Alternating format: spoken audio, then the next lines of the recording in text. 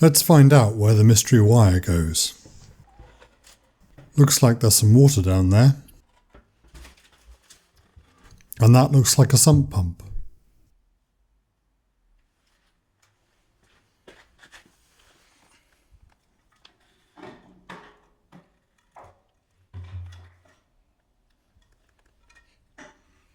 This must be the tube for pumping water out, which fits neatly onto this other tube running across the ceiling. The pump is powered from here. Now it's running and seems like it's pumping the water somewhere.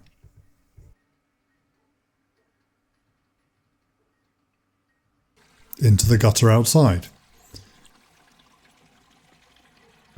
which runs down into the first of a line of storage tanks.